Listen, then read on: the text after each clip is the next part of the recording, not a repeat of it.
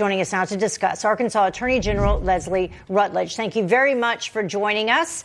Your thoughts on this, and do you think that this is an appropriate use of resources of the FBI to be investigating and taking this initiative against parents and their involvement with their schools or their child's education? Well, this is grossly inappropriate for President Biden's administration to have the FBI look into the First Amendment rights of parents to voice concerns about what their children are being taught in our local schools. I have already issued an opinion here in Arkansas that I state that critical race theory violates the law in Arkansas and is perhaps unconstitutional. That we are a great country. We're the greatest country the world has ever known. And to teach otherwise, to teach that we are a racist nation and to single out classes of students and to pit students against one another is dangerous. But now we have President Biden weaponizing the Department of Justice against our citizens. It's a dangerous road for this president to go down. It's one that I will be throwing roadblocks up right here in Arkansas. Yeah. Now, nobody supports, we certainly don't support threats, intimidation, and that sort of thing against the teachers or other people. And that should be dealt with,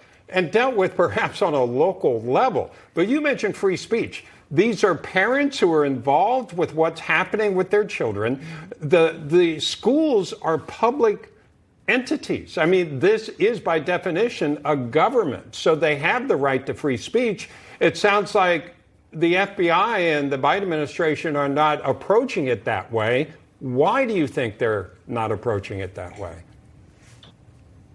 Well, I think it's important for us to keep in mind that it's not the men and women of the FBI, but rather a directive from the President of the United States and his Justice Department to the men and women of the Bureau. We work very closely with members of the FBI to go after actual criminals. I would rather see our law enforcement efforts being used on the southern border, what's threatening all Americans, rather than being wasted attacking parents who are simply asking that their children not be taught the miscommunication, miseducation under critical race theory and pitting students against one another at an early age.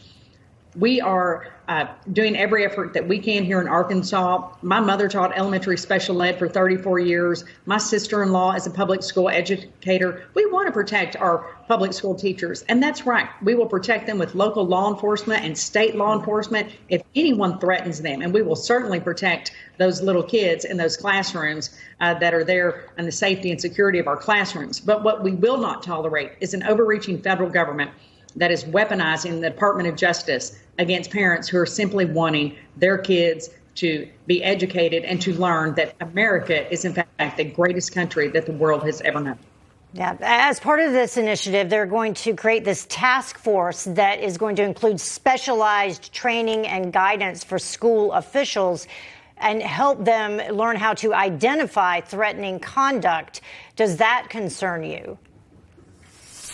Well, it greatly concerns me because who are these people teaching threatening conduct? I just left a training that I'm hosting as the Attorney General of Arkansas, where we are teaching intervention and de-escalation to 400 plus law enforcement officers from across the country. These are brave men and women who know a threat when they see it.